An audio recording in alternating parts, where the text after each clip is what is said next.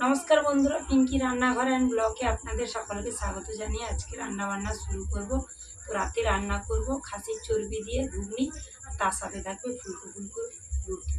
तो प्लिज बंधुरा प्रथम थेके शेष पर्यन्त पुरो भिडियोटा संगे थाकुन। जे खासिर चर्बी दिए घुगनी रान्नार जोन्नो मटर भिजिए रेखेछि प्रेसार कुकारे ग्यासे सेদ্ধ करे नेब।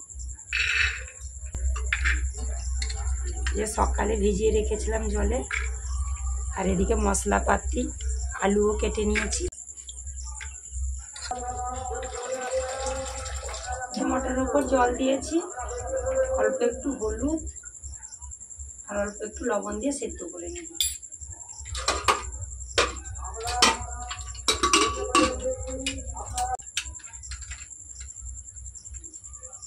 যে মটর গ্যাসে সেদ্ধ করতে বসিয়ে দিয়েছি আর উনানও ধরিয়ে নিয়েছি।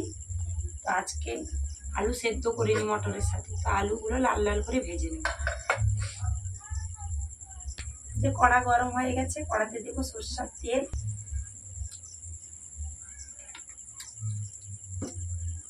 এবার আলুগুলো লাল লাল করে ভেজে নেব।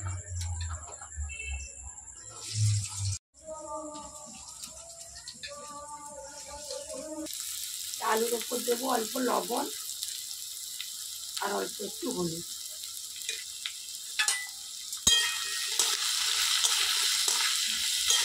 आलूटा एदिके भालो करे भाजा होते होते एदिके आमी रुटिर जोन्नो आटाटा माखिए नेब।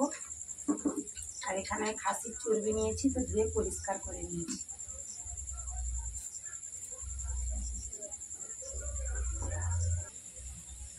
लवण दिए आटाटा माखिए नेब।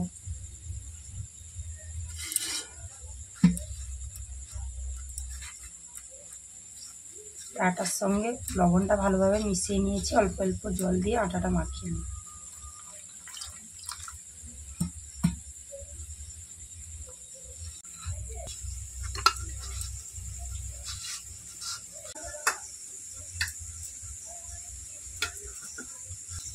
আটাটা খুব ভালো করে মাখিয়ে নিয়েছি। এবার রুটির সাইজে লেচি কেটে নেব।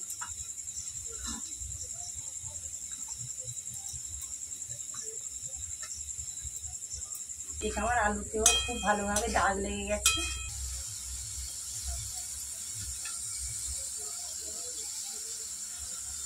যে রুটির জন্য লেচি কেটে নিয়েছি এবার কিছুক্ষণ ঢাকনা দিয়ে রেখে দেব।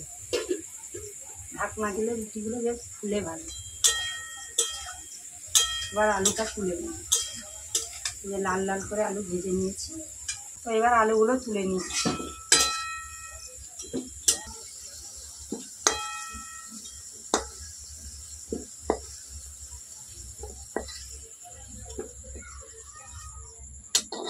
प्रथमे आमी खासिर चर्बी दिए घुगनीटा रान्ना करब। कड़ाते दिচ্ছি तेल।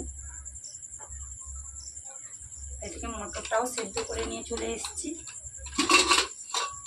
যে মটর খুব ভালোভাবে সেদ্ধ হয়ে গেছে। এবার খাসির চর্বি দিয়ে ঘুগনিটা রান্না করব। ফোড়নে দিচ্ছি গোটা গরম মশলা। ফোড়নটা ভাজা হলে দিচ্ছি পেঁয়াজ কুচি আর দেবো দুটো তেজপাতা। পেঁয়াজটা হালকা লাল করে ভেজে নেব। পেঁয়াজটা হালকা লাল করে ভেজে নিয়েছি। এবার পরপর মশলাগুলো দেব। পেঁয়াজটা হালকা লাল করে ভেজে নিয়েছি। তো এবার দেবো আদা রসুন একসঙ্গে বাটা।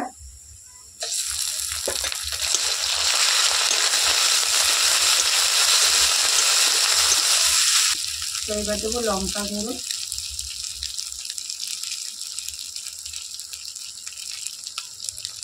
হলুদ গুঁড়ো,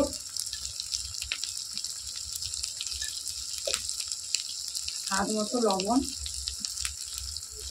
কেটে রাখা টমেটো, ধনে আর জিরে একসঙ্গে বাটা। এবার মশলাটা খুব ভালো করে কষিয়ে নেব।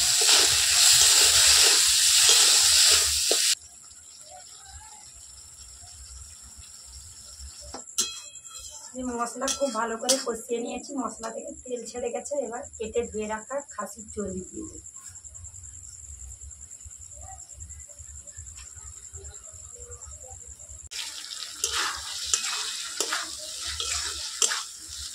মশলার সঙ্গে চর্বিটা খুব ভালো করে কষিয়ে নেব।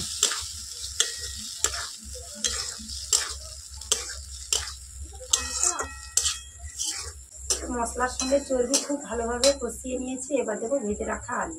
এই যে ভেজে রাখা আলু,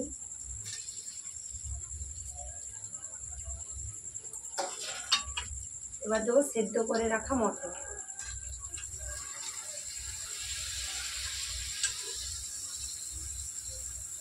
আবারও সব কিছু একসঙ্গে ভালোভাবে কষিয়ে নেব। যে দেখুন রান্নার কালারটা দেখুন, লাল পুরো ডকডক করছে। এইভাবে কিছুক্ষণ ভালোভাবে কষিয়ে নেব। এই চর্বির সঙ্গে আলু আর মটর খুব ভালোভাবে কষিয়ে নিয়েছি। এবার দেবো জল। জল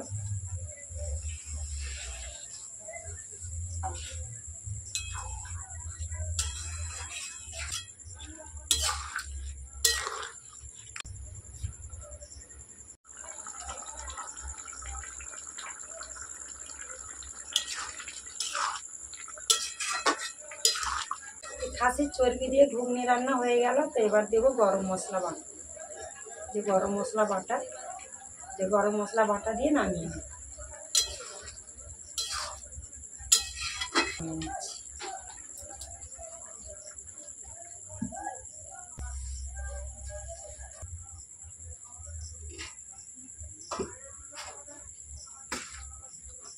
এবার রুটিগুলো ভাজবো।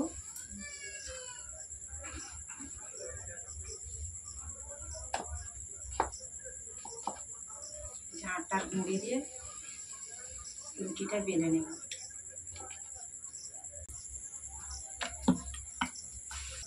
আমার একটা রুটি বেলা হয়ে গেছে। এবার রুটিটা ভেজে নেব। এইভাবে বাকি রুটিগুলো এরকম বেলে ভেজে নেব। এবার রুটিটা উল্টে নিচ্ছি।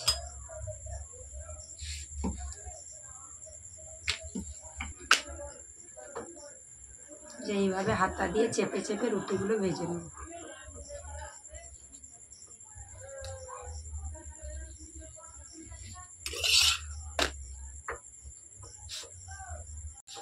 এভাবে হালকা আঁচে রুটিগুলো ভাজতে হবে। এই যে একটা রুটি ভাজা হয়ে গেল।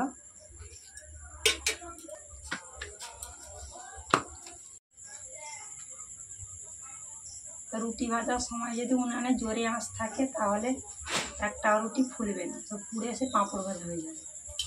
এইভাবে হালকা আঁচে ভাজলে প্রত্যেকটা রুটি ফুলবে।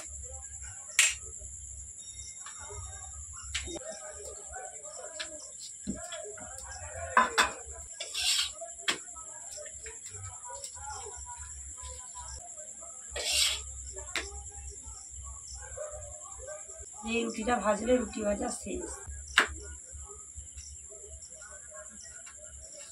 এটা আমার সব রুটি ভাজা হয়ে গেল।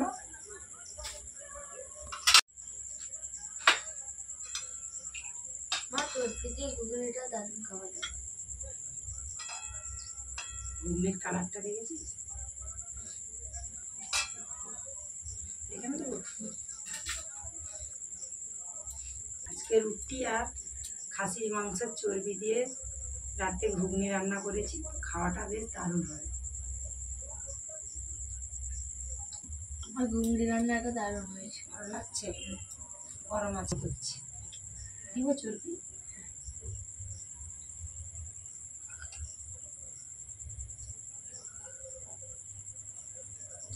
মা রান্নাটা দারুণ হয়েছে না।